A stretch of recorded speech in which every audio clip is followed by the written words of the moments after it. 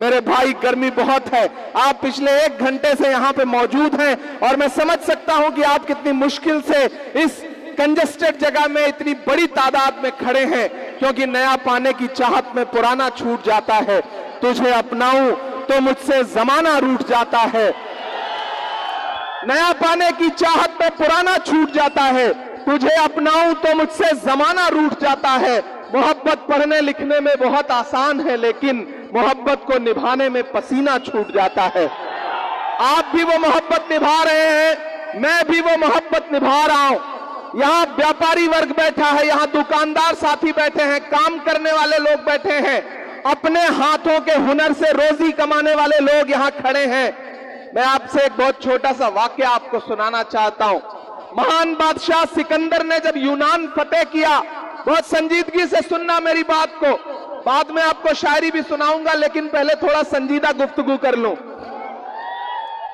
महान बादशाह सिकंदर ने जब यूनान फतेह किया, तो यूनान फतेह करने के बाद वह जीत का जश्न मनाने के लिए शहर की सड़कों पर निकला। असलम भाई, जब वो शहर की सड़कों पर निकला तो उसने देखा कि पूरा शहर जश्न मना रहा है। एक आदमी सड़क के किनारे पेड़ के नीचे चादर तान करके सो रहा है। सिकंदर को गुस्सा आ गया। सिकंदर अपने घोड़े से उतरा और उस सोते हुए इंसान के पास गया और उसे जोर की एक लात मार के कहा कि क्यों रे फकीर, मैंने शहर फतेह कर लिया, शहर जश्न मना रहा है और तू सो रहा है।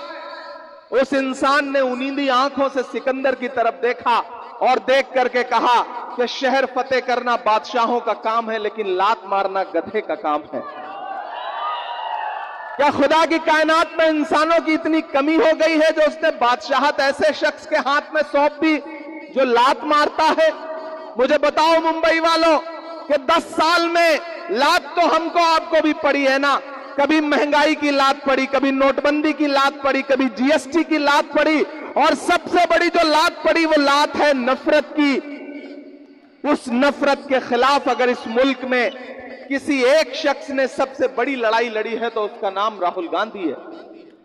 मुझे याद है 6 सितंबर 2022 की वो शाम, जब कन्याकुमारी में समंदर के साहिल पर खड़े होकर के राहुल गांधी ये कह रहे थे कि मैं 4000 किलोमीटर कन्याकुमारी से कश्मीर तक पैदल चलूंगा, सिर्फ एक नारा लगाऊंगा कि नफरत छोड़ो भारत जोड़ो। मुझे यहां बांद्रा में खड़े होकर के आपसे पूछना है कि इस मुल्क में नफरत के सबसे ज्यादा शिकार कौन है?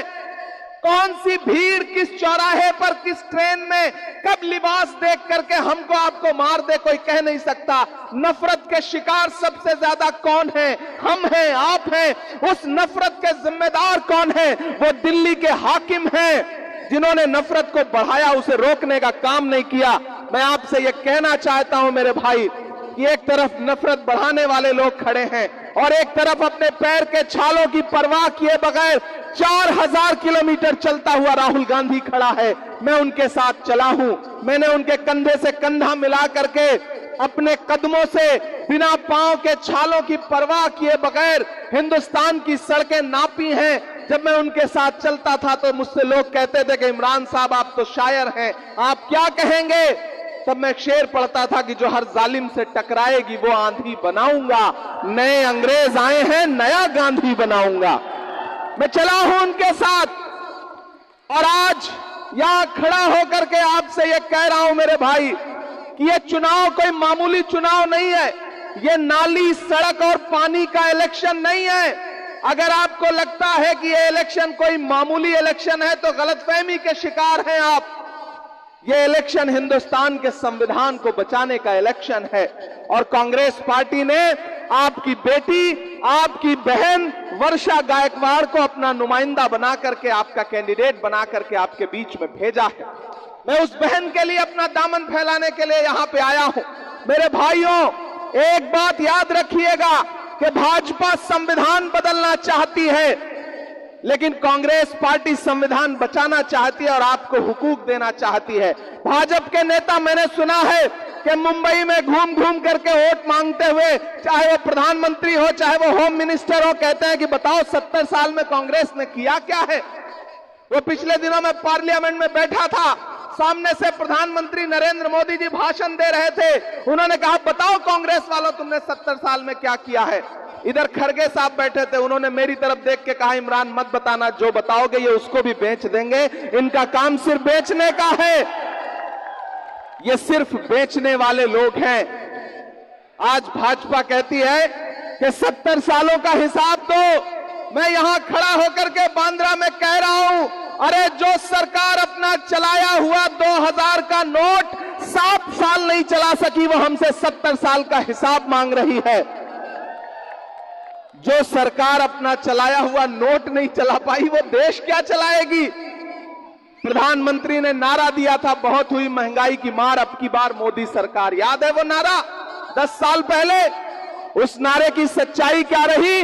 वो नारा ऐसा चिपका लोगों से कि वो 58 रुपए का पेट्रोल डीजल 100 के पास पहुंच गया, 400 की गैस सिलेंडर 1000 के पार पहुंच गई, आटा चावल दूध दही पनीर छाछ लस्सी हर चीज महंगी कर दी।